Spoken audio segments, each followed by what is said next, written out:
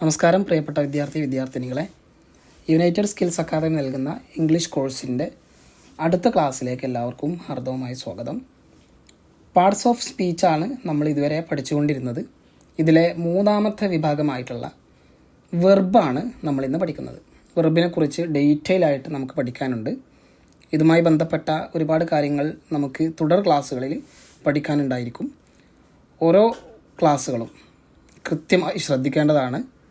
അല്ലാത്ത പക്ഷം ഇനിയുള്ള ക്ലാസ്സുകൾ ഇൻ്റർ റിലേറ്റഡ് ആയതുകൊണ്ട് തന്നെ, പരസ്പര ബന്ധിതമായിട്ടുള്ള ക്ലാസ്സുകളായതുകൊണ്ട് തന്നെ ഇതിനിടക്ക് ക്ലാസ്സുകൾ നഷ്ടപ്പെട്ട് കഴിഞ്ഞാൽ അടുത്ത ക്ലാസ് നിങ്ങൾക്ക് മനസ്സിലാവില്ല. അതുകൊണ്ട് ഓരോ ക്ലാസ്സുകളും കറക്റ്റായിട്ട് കൃത്യമായിട്ട് കേട്ട് സംശയങ്ങളൊക്കെ ദൂരീകരിച്ച് മുന്നോട്ട് പോകാൻ പ്രത്യേകം ശ്രദ്ധിക്കുക. ആദ്യം നമുക്ക് എന്താണ് വെർബ് എന്ന് പഠിക്കാം. വെർബ് എന്ന് പറഞ്ഞാൽ അതിൻ്റെ മലയാളത്തിലുള്ള അർത്ഥം ക്രിയ എന്നാണ്. എന്ന് പറഞ്ഞാൽ കേംബ്രിഡ്ജ് ഡിക്ഷണറി പ്രകാരം ഒരു വെർബ് എന്ന് പറഞ്ഞാൽ ഒരു പ്രവൃത്തി അല്ലെങ്കിൽ ഒരു അവസ്ഥ അല്ലെങ്കിൽ ഒരു അനുഭവം, അതിനൊക്കെ നിർവചിക്കുന്ന പദത്തെയാണ് വെർബ് എന്ന് പറയുന്നത്. മൊത്തത്തിൽ ക്രിയ, ഒരു പ്രവൃത്തിയെ സൂചിപ്പിക്കുന്നതാണ് വെർബ് എന്നർത്ഥം. അപ്പോൾ ഇനി നമുക്കൊരു ആക്ഷൻ, അതുപോലെ കണ്ടീഷൻ, എക്സ്പീരിയൻസ്, ഈ മൂന്ന് കാര്യങ്ങളാണ് നമ്മൾ പറഞ്ഞത്. ഇതുമായി ബന്ധപ്പെട്ട് ആക്ഷൻ എന്ന് പറഞ്ഞാൽ പ്രവൃത്തിയുമായി ബന്ധപ്പെട്ട ഉദാഹരണങ്ങൾ, കണ്ടീഷൻ അവസ്ഥകളുമായി ബന്ധപ്പെട്ട ഉദാഹരണങ്ങൾ, എക്സ്പീരിയൻസ് അനുഭവങ്ങളുമായിട്ട് ബന്ധപ്പെട്ട ഉദാഹരണങ്ങളൊക്കെ നമുക്ക് പഠിച്ച് വെർബിൻ്റെ ഡീറ്റെയിൽ ആയിട്ടുള്ള പഠനം തുടങ്ങാം. നമ്മൾ ആദ്യമായിട്ട് പറഞ്ഞത് ആക്ഷനാണ്. ആക്ഷൻ, ഒരു പ്രവൃത്തിയെ ബന്ധിപ്പിക്കുന്ന അല്ലെങ്കിൽ പ്രവൃത്തിയെ സൂചിപ്പിക്കുന്ന ഉദാഹരണങ്ങൾ നമുക്ക് ആദ്യം നോക്കാം. ഇതൊക്കെ നിങ്ങൾ എഴുതിയെടുക്കേണ്ടതാണ്.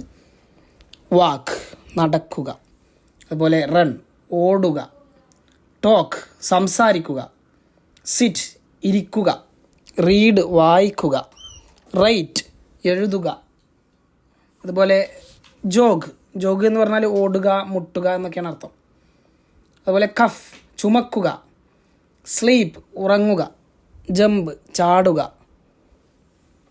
സിങ്, പാട്ട് പാടുക, ഡ്രിങ്ക്, കുടിക്കുക, അതുപോലെ ടീച്ച്, പഠിപ്പിക്കുക, പ്രസൻറ്റ്, സമ്മാനം നൽകുക അല്ലെങ്കിൽ ഹാജരാവുക എന്നുള്ള അർത്ഥമുണ്ട്.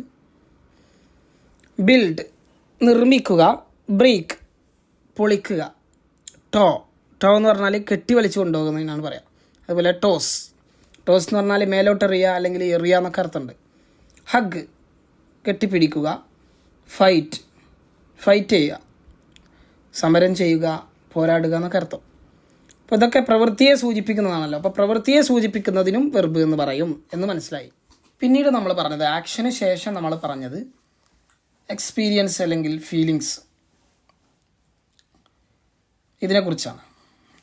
അനുഭവങ്ങൾ അല്ലെങ്കിൽ എന്തെങ്കിലും ഫീൽ ചെയ്യുന്ന സംഭവങ്ങളൊക്കെ, അതും വെർബായിരിക്കും. അപ്പോൾ അതിനെക്കുറിച്ചാണ് അടുത്തത് പറയുന്നത്. അതിലുള്ള വെർബുകളൊക്കെ നമുക്ക് ഈ ഉദാഹരണങ്ങളൊന്ന് നോക്കാം. ലവ് എന്ന് പറഞ്ഞാൽ സ്നേഹിക്കുക, അതുപോലെ ഹെയ്റ്റ്, വെറുക്കുക, എൻവി, അസൂയപ്പെടുക, ഇതൊക്കെ ഫീലിങ്സോ അല്ലെങ്കിൽ എക്സ്പീരിയൻസിലോ വരുന്നതാണ്.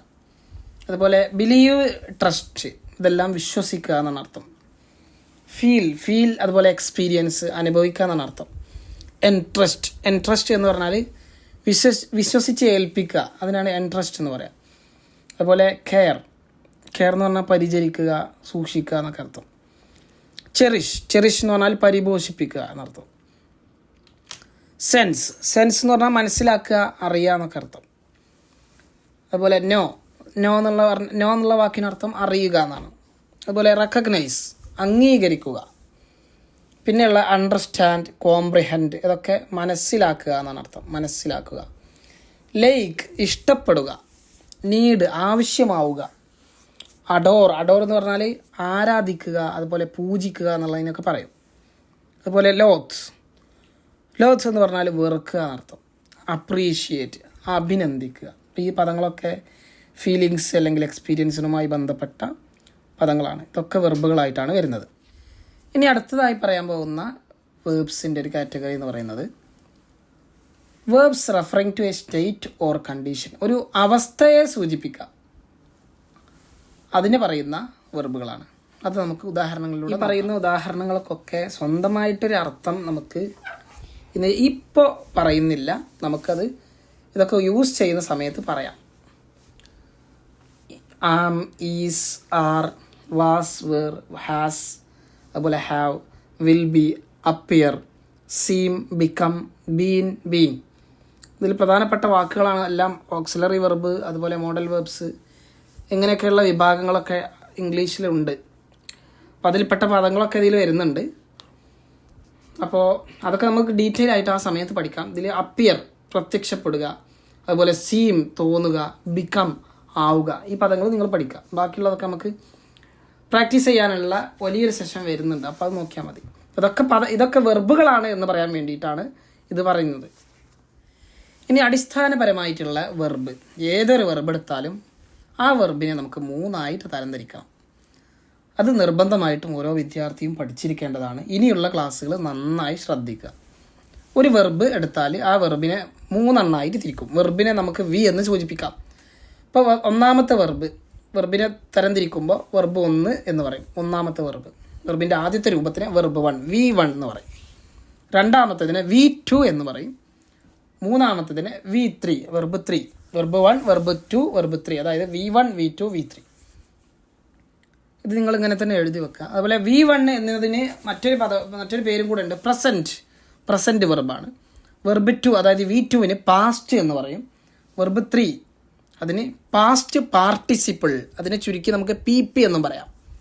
അപ്പോൾ ഇങ്ങനെ ഏതൊരു വെർബ് എടുത്താലും അതിന് 3 രൂപം ഉണ്ടാവും. ഞാൻ ഉദാഹരണം പറയാം. ഇപ്പോൾ പ്ലേ എന്നുള്ള വെർബ് എടുത്തു. പ്ലേ കളിക്കുക എന്നാണ് അർത്ഥം. അതിനെ 3 രൂപത്തിൽ നമുക്ക് മാറ്റാം. പ്ലേ വെർബ് 1 ആണ്. വെർബ് 2 പ്ലേഡ്, വെർബ് 3 പ്ലേഡ് തന്നെ. ഇപ്പോൾ പ്ലേ, പ്ലേഡ് ഇങ്ങനെ ആയിരിക്കും വരിക. അപ്പോൾ നമുക്കത് ഡീപ്പായിട്ട് പഠിക്കാം. ഓരോ വെർബിനും ഈ 3 രൂപങ്ങൾ ഉണ്ടായിരിക്കും. അപ്പോൾ 3 രൂപങ്ങൾ നിർബന്ധമായിട്ട് പഠിക്കണം. എല്ലാം ഒരേപോലെ ആവണമല്ലോ. അവസാനം ED ചേർത്തതുപോലെ എല്ലാത്തിനും ED ചേർത്തായിരിക്കില്ല ഓരോ വെർബുകളും ഉണ്ടാവുക. അപ്പോൾ അത് ഓരോന്നും വ്യത്യസ്തമായിട്ടുള്ള രൂപങ്ങളായതുകൊണ്ട് തന്നെ നമുക്ക് ഡീറ്റെയിൽ ആയിട്ട് ഓരോന്നും പഠിക്കണം. പഠിക്കുന്ന വിദ്യാർത്ഥികൾ നിർബന്ധമായിട്ടും ഓരോ വെർബിൻ്റെയും 3 രൂപങ്ങൾ നിർബന്ധമായിട്ട് പഠിക്കണം, അല്ലെങ്കിൽ തെറ്റിപ്പോകും. അപ്പോൾ അതാണ് ഇനി നമ്മൾ പഠിക്കാൻ പോകുന്നത്. നമുക്കിനി വെർബ് 1, വെർബ് 2, വെർബ് 3 ഓരോ പദങ്ങൾ ഇവിടെ പറയുകയാണ്. ഓരോ വെർബുകളാണ് പറയുന്നത്. അതിൻ്റെയൊക്കെ വെർബ് 1, വെർബ് 2, വെർബ് 3 ഇതും അതിൻ്റെ അർത്ഥവും നമുക്ക് പഠിക്കാം. ഇതൊക്കെ നിങ്ങൾ ഇതേപോലെ എഴുതി വെക്കുക. ഇനി ഓരോ ദിവസങ്ങളിൽ നമുക്ക് ഓരോ ക്ലാസ്സുകൾ എക്സ്ട്രാ വെർബുകൾ പഠിക്കാനുള്ള ക്ലാസ്സുകൾ കൂടെ ഉണ്ടായിരിക്കും. അത് നിങ്ങൾ ഓരോ ക്ലാസ്സുകളും കൃത്യമായിട്ട് പഠിക്കണം. കാരണം വെർബുകൾ പഠിക്കാതെ ഒരിക്കലും സെൻറ്റൻസുകൾ ക്രിയേറ്റ് ചെയ്യാനോ സംസാരിക്കാനോ ഒന്നും കഴിയില്ല. അപ്പോൾ അത് നിർബന്ധമായിട്ട് നിങ്ങൾ പഠിക്കാം. Dismiss, dismissed. ഡിസ്മിസ് എന്ന് പറഞ്ഞാൽ പിരിച്ചുവിടുക. അപ്പോൾ ഡിസ്മിസ്ഡ് എന്ന് പറഞ്ഞാൽ ഡിസ്മിസ് വെർബ് 1ൻ്റെ അർത്ഥം ചെയ്യുക എന്നുള്ള അർത്ഥമായിരിക്കും. ഡിസ്മിസ് പിരിച്ചുവിടുക. ഡിസ്മിസ്ഡ് പിരിച്ചുവിട്ടു. ഇനി ഡിസ്മിസ്ഡ് മൂന്നാമത്തേതിൻ്റെ എന്താണ് അർത്ഥം വരിക? PP, അഥവാ വെർബ് 3. അതിൻ്റെ അർത്ഥം എന്താണ് വരിക? പിരിച്ചുവിട്ട എന്നാണ് അർത്ഥം വരിക. പിരിച്ചുവിട്ട. അല്ലെങ്കിൽ അതിന് വേറെ പലതിനോടും കൂടെ വരുമ്പോൾ അതിന് പ്രത്യേകമായ അർത്ഥങ്ങൾ വേറെ വരും. നോർമൽ അർത്ഥമാണ് ഞാൻ പറഞ്ഞത്, ചെയ്ത എന്നുള്ള അർത്ഥമാണ്. ആദ്യത്തേതിൻ്റെ അർത്ഥം ചെയ്യുക, എല്ലാവർക്കും ഉപയോഗിക്കാൻ പറ്റുന്ന രീതിയിലുള്ള ഒരു അർത്ഥമാണ് പറയുന്നത്, ചെയ്യുക. രണ്ടാമത്തേതിന് ചെയ്തു, മൂന്നാമത്തേതിന് ചെയ്ത, അങ്ങനെയാണ് അർത്ഥം വരിക. ഡിസ്പ്ലേ പ്രദർശിപ്പിക്കുക. ഡിസ്പ്ലേഡ് പ്രദർശിപ്പിച്ചു. പിന്നെയുള്ളത് ഡിസ്പ്ലേഡ് പ്രദർശിപ്പിച്ച. ഇനി ഡിസ്പോസ് എന്ന് പറഞ്ഞാൽ തീരുമാനിക്കുക അല്ലെങ്കിൽ ക്രമീകരിക്കുക എന്നർത്ഥം. അപ്പോൾ ഡിസ്പ്ലേഡ് തീരുമാനിച്ചു, ഡിസ്പോസ്ഡ് തീരുമാനിച്ചു, ഡിസ്പോസ്ഡ് തീരുമാനിച്ച. ഇനി ഡിസെക്റ്റ് എന്ന് പറഞ്ഞാൽ മുറിക്കുക, കഷ്ണിക്കുക എന്നൊക്കെ അർത്ഥം. ഡിസെക്റ്റഡ് കഷ്ണിച്ചു, കഷ്ണിച്ച.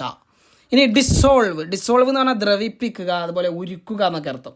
അപ്പോൾ ഡിസോൾവ്ഡ് ഉരുക്കി, ഉരുക്കിയ അല്ലെങ്കിൽ അലിയിപ്പിച്ച, ദ്രവിപ്പിച്ച എന്നൊക്കെ അർത്ഥം. ഡിസ്ട്രാക്റ്റ് എന്ന് പറഞ്ഞാൽ ശ്രദ്ധ തിരിക്കുക എന്നർത്ഥം.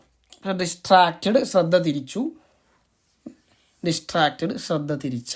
ഇതിൻ്റെ അർത്ഥം എങ്ങനെയാണ് മനസ്സിലാവുക എന്നായിരിക്കും നിങ്ങൾ ചോദിക്കുന്നത്. അത് നമുക്ക് കൂടുതലായിട്ട് വൈഡായിട്ട് പഠിക്കുമ്പോൾ മനസ്സിലാവും. ഇതെങ്ങനെയാണ് ഇതിൻ്റെ അർത്ഥം, ഏതാണ് ഇതിന് നമ്മൾ കൊടുക്കേണ്ട അർത്ഥം എന്നൊക്കെ ഉള്ളത് മനസ്സിലാവും കൃത്യമായിട്ട്. ഇനി ഡിസ്ട്രിബ്യൂട്ട് വിതരണം ചെയ്യുക. ഡിസ്ട്രിബ്യൂട്ടഡ് വിതരണം ചെയ്തു, ഡിസ്ട്രിബ്യൂട്ടഡ് വിതരണം ചെയ്ത. വെർബ് 2, വെർബ് 3 ഇതൊക്കെ ഏതാണെന്നുള്ള കൺഫ്യൂഷൻ ഉണ്ടായിരിക്കും സെൻറ്റൻസുകൾ വായിക്കുന്ന സമയത്ത്.